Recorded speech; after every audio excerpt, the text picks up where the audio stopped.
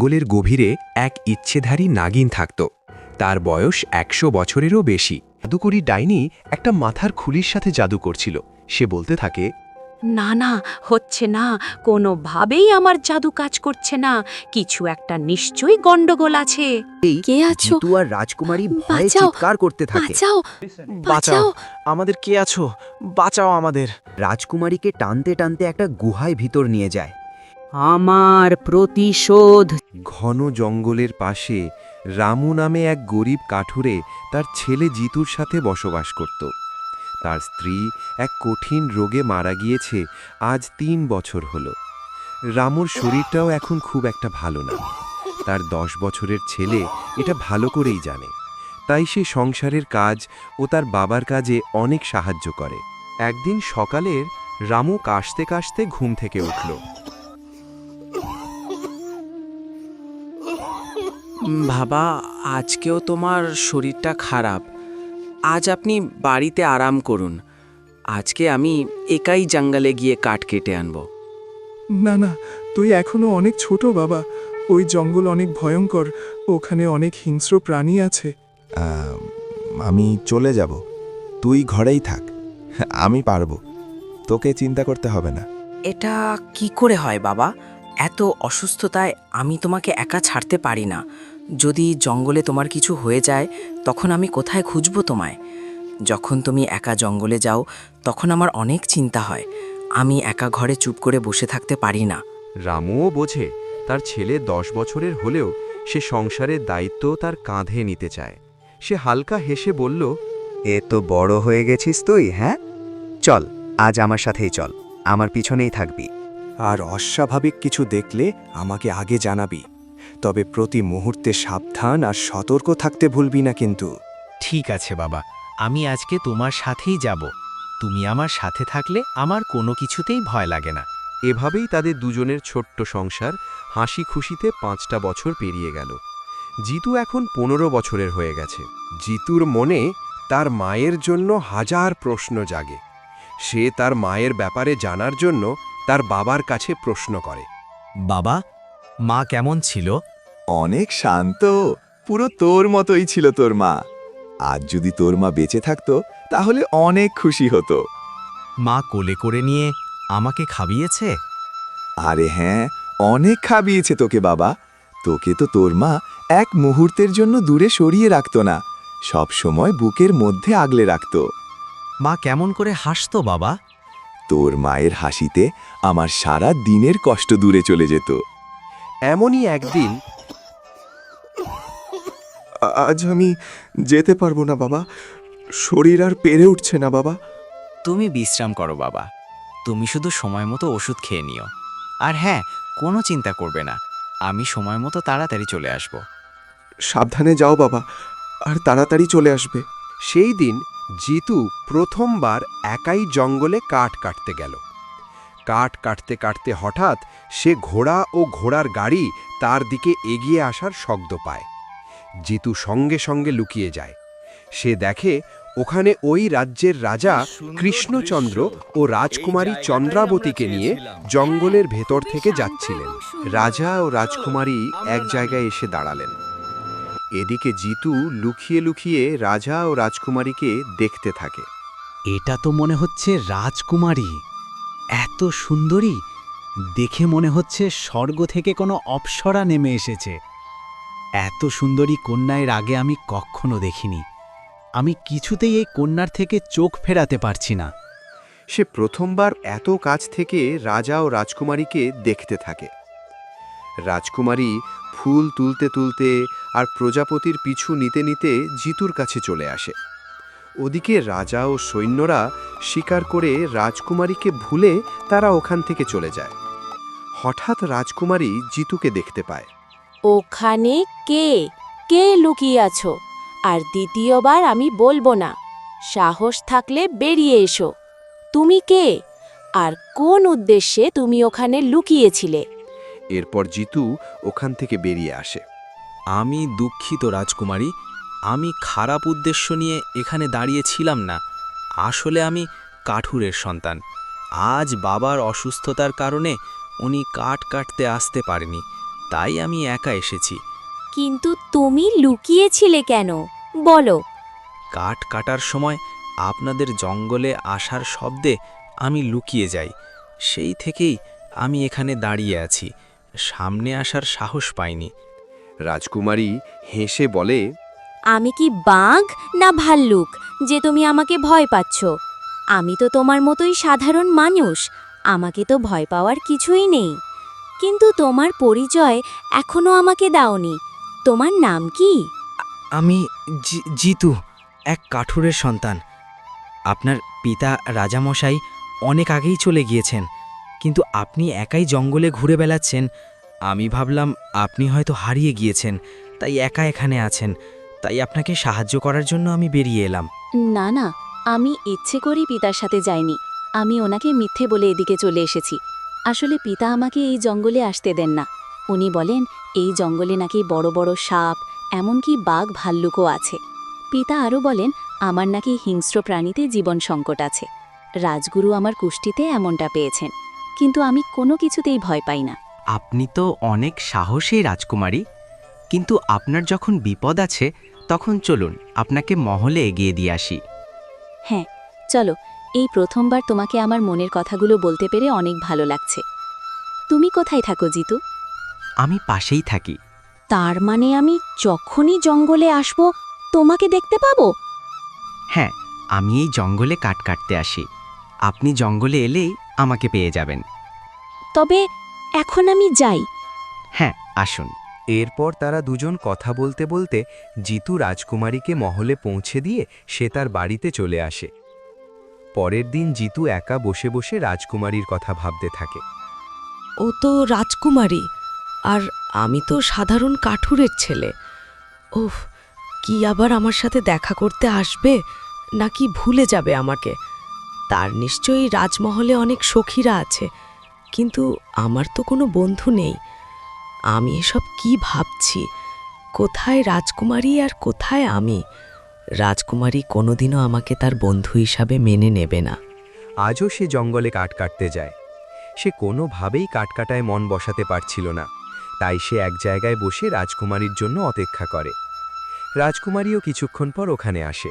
আপনি এখানে? কেন? তুমি কি ভেবেছিলে আমি আর কোনোদিনও এখানে আসব না? না না না, মানে হ্যাঁ। আচ্ছা রাজকুমারী, একটা কথা বলুন, আপনাদের রাজমহলে কি আমাদের মতন গরিব মানুষ প্রবেশ করতে পারে? হ্যাঁ অবশ্যই পারে। অনেক প্রজারা পিতাকে তাদের সমস্যার কথা জানাতে যায়, আবার অনেক সময় দান নিতেও যায়, তাছাড়া খাজনা দিতেও যায়। কেন যেতু এইসব কথা জানতে চাইছো? তুমি কি রাজাকে, মানে আমার পিতাকে কোনো সমস্যার কথা জানাতে যাবে নাকি? না, এমনি মনে হলো, তাই জানতে চাইলাম। তুমি কি কখনো রাজমহলে গিয়েছো? না, আজ পর্যন্ত তো যাইনি। ও বুঝেছি, তুমি কেন এত প্রশ্ন করছো। আমি তোমাকে অবশ্যই একদিন রাজমহলে নিয়ে যাব।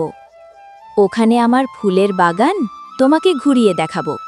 কিন্তু রাজা মানে তোমার পিতা যদি জানতে পেরে যান? সে চিন্তা তোমাকে করতে হবে না।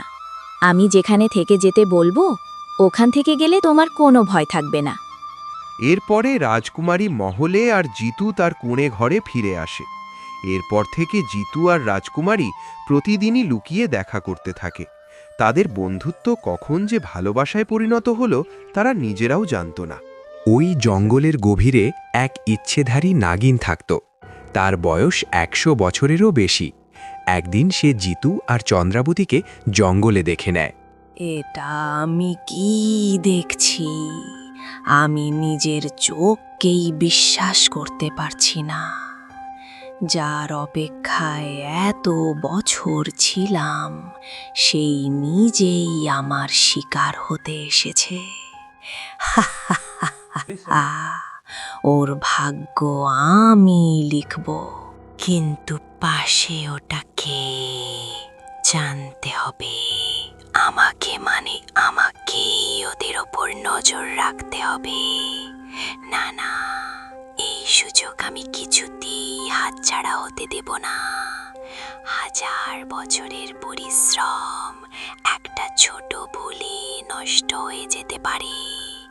আমাকে প্রচুর সতর্ক থাকতে হবে। একদিন দুপুরে জিতু লুকিয়ে লুকিয়ে পিছনের দরজা দিয়ে রাজমহলে ঢোকে।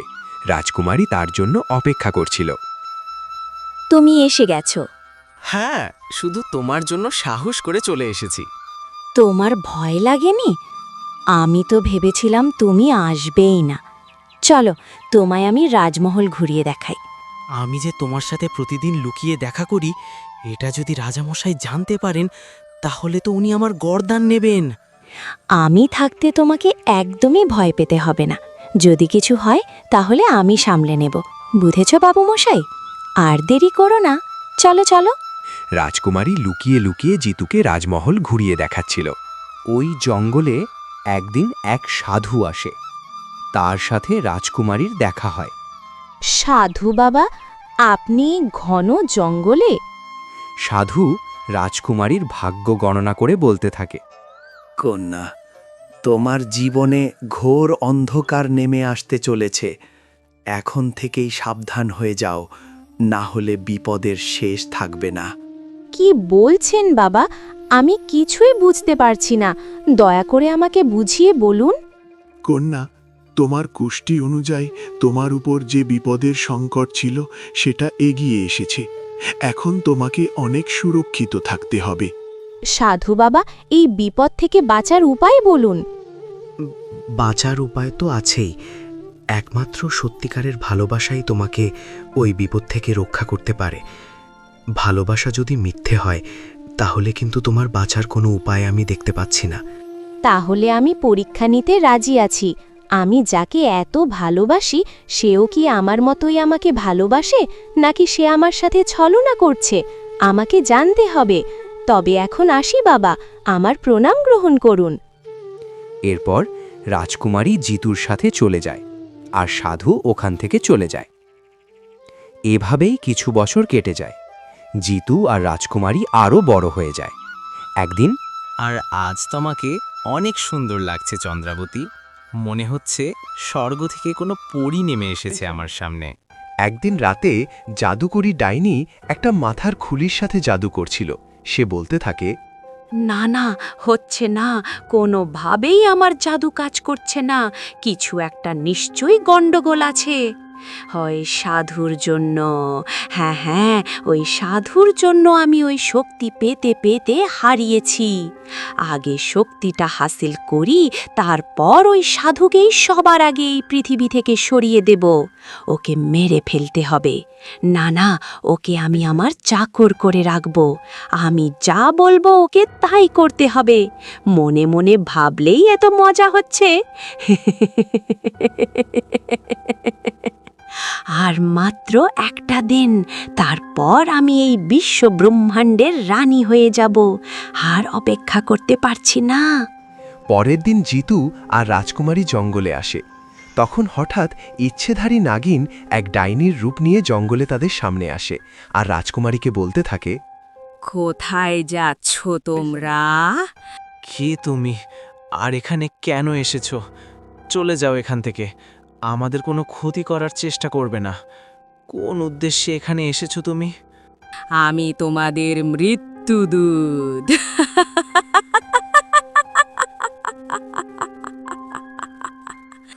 ও তাই বাঁচাও, নাকি?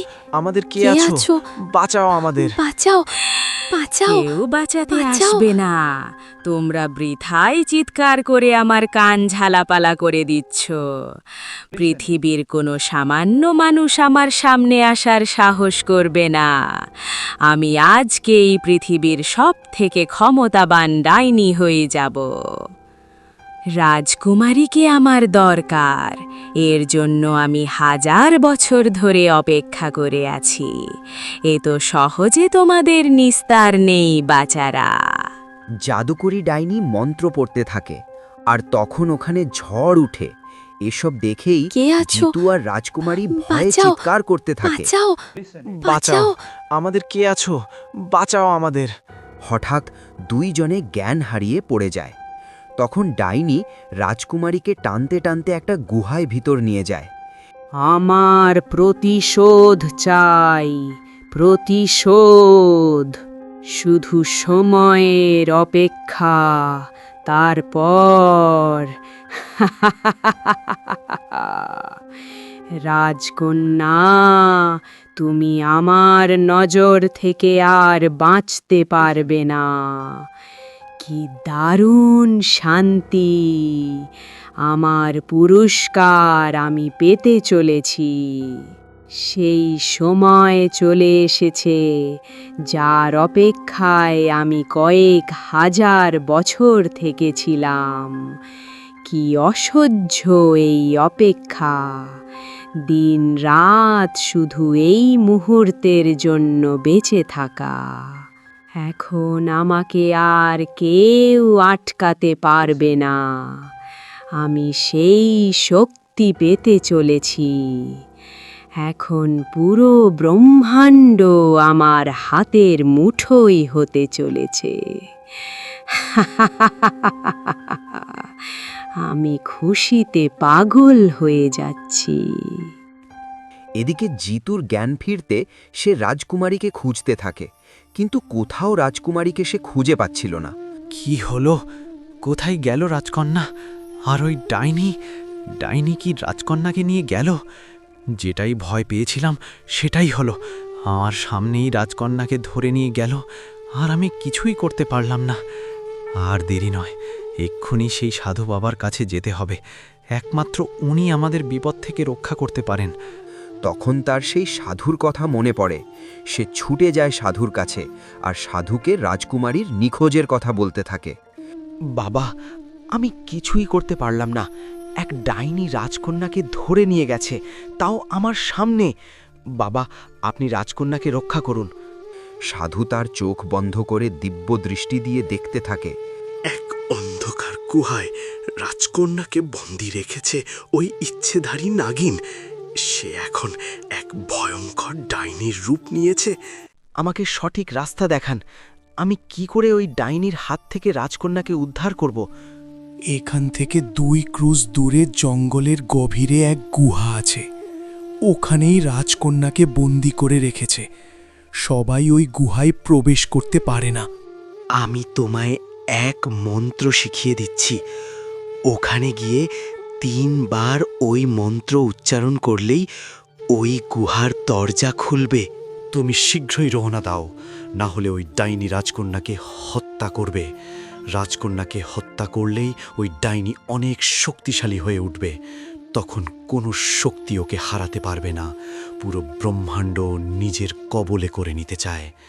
চন্দ্র মাথার ওপর ওঠার আগেই ওর কাছে যেতে হবে।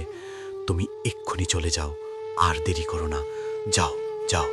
আমি যে কোনো উপায়ে চন্দ্রাবতীকে বাঁচাবো।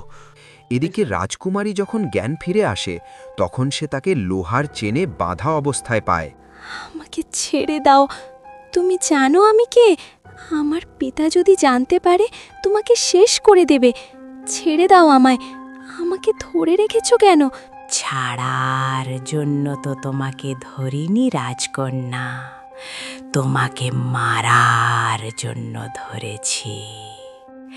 রাজকন্যা, তুমি এক পবিত্র সময়ে জন্মগ্রহণ করেছ, যেই সময় অরুন্ধতী নক্ষত্র, সূর্য, চন্দ্র আর পৃথিবীর একই রেখায় অবস্থান করে, যা শুধুমাত্র 10,000 বছরে একবার হয়ে থাকে। সেই রাতে যেই মেয়ে জন্মগ্রহণ করবে, সেই মেয়ের 19 বছর যেদিন বয়স হবে, সেই দিনই তাকে বিশেষ মন্ত্র উচ্চারণ করে বলি দিলে প্রচুর শক্তি লাভ হয়। নিজেকে তুমি ভাগ্যবতী মনে করো রাজকন্যা, যে তোমার জন্মের বহু বছর আগে থেকেই তোমার জন্য আমি এই পৃথিবীতে অধীর আগ্রহে অপেক্ষা করেছিলাম। তোমাকে আজ গভীর রাতে বলি দেব, তারপরই সেই ক্ষমতা লাভ করব, যা কোনো ডাইনিরা আজ পর্যন্ত কল্পনা করতেও পারেনি। জিতু তোমাকে ছাড়বে না।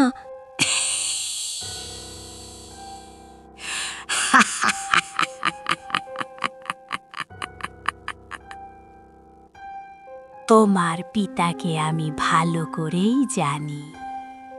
সে এক সাধুর সাহায্যে আমার সমস্ত পরিকল্পনার কথা জানতে পারে। এক বিশাল যজ্ঞ করে মন্ত্র শক্তি দিয়ে ওই রাজমহলে আমাকে বেবি রেখেছিল তোমার পিতা। আমি সুযোগ বুঝে ওই রাজমহল থেকে পালিয়ে আসি, কিন্তু রাজা ভেবেছিল আমি সব ভুলে গেছি।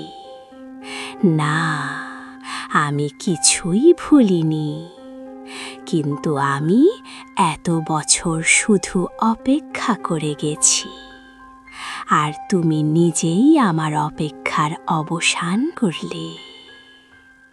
তোমাকে হত্যা করলে আমি পুরো জগৎ আমার হাতের মুঠোই করে নেব। তারপর তোমার ওই শয়তান পিতাকে আমি নরকে পাঠিয়ে দেব। আমাকে অনেক যন্ত্রণা দিয়েছে ওই শয়তান রাজা। আমি প্রতিশোধ নেব, প্রতিশোধ। এই রাজার রক্ত নিয়ে আমি স্নান করব। পুরো রাজ্যকে আমি একদিনের মধ্যেই শ্মশান করে দেব।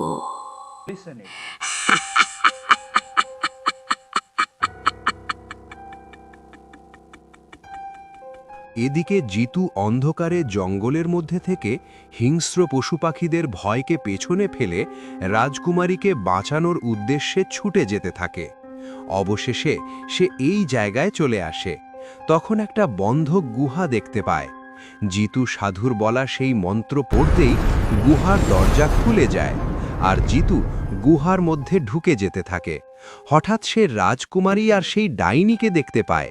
আমি তোমাকে ছাড়ব না ডাইনি। বাঁচতে যদি চাও চন্দ্রাবতীকে ছেড়ে দাও।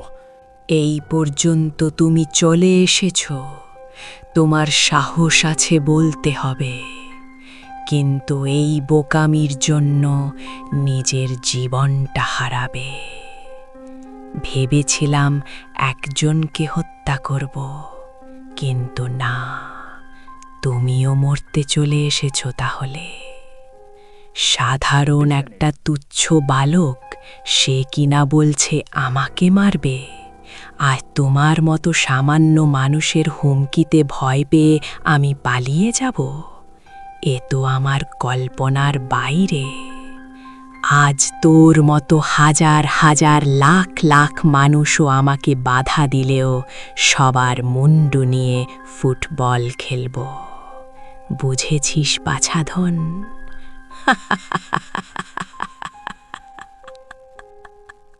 দরকার পড়লে আমি আমার জীবন দিয়ে ওকে বাঁচাবো, কিন্তু তোকে নিয়ে মরব ডাইনি।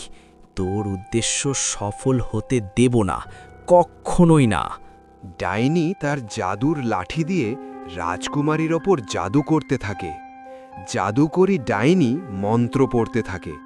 তখন গুহা কেঁপে ওঠে। হঠাৎ সাধু ওখানে আসে। নাগিন, আজ তোর শেষ দিন। অনেক দিন আমার চোখ ফাঁকি দিয়েছিস।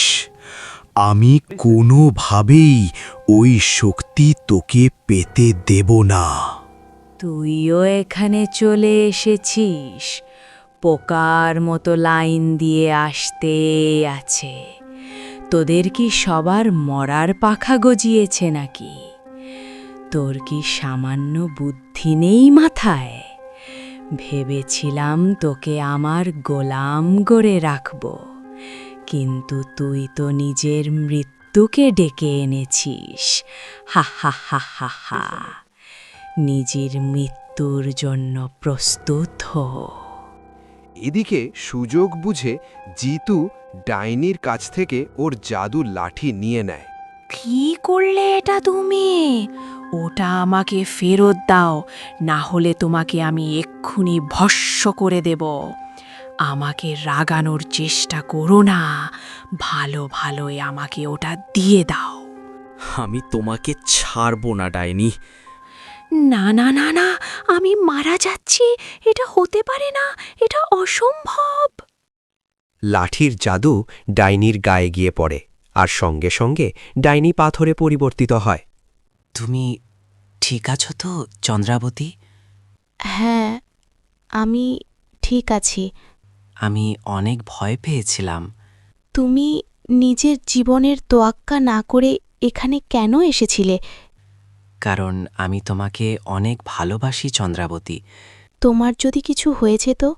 তোমাকে বিপদে রেখে আমি কি করে চুপ করে বসে থাকতে পারি বলো? চলো তোমাকে রাজমহলে দিয়ে আসি। ওদিকে তোমার পিতামাতা নিশ্চয়ই চিন্তা করছেন। রাজকুমারী জিতুর হাত ধরে রাজমহলে আসে। রাজা সব জানতে পেরে রাজকুমারীর কাছে ছুটে আসে। পিতা, জিতু আমাকে ওই ভয়ঙ্কর ডাইনির হাত থেকে বাঁচিয়েছে। ও না থাকলে আমি হয়তো বাঁচতাম না পিতা। ওকে আমি ভালোবাসি পিতা। তখন ওখানে সাধু আসে। প্রণাম রাজামশাই, আজ এই সাহসী পুত্র জন্য আমি ইচ্ছেধারী নাগিনকে বশে করতে পেরেছি। আপনার মেয়ের জন্য এই পুত্র উপযুক্ত। আপনি এদের বিবাহ বন্ধনে আবদ্ধ করুন। রাজা সাধুর কথা মেনে নেয়। এরপর রাজা জিতু আর রাজকুমারকে বিয়ে দিয়ে দেয়।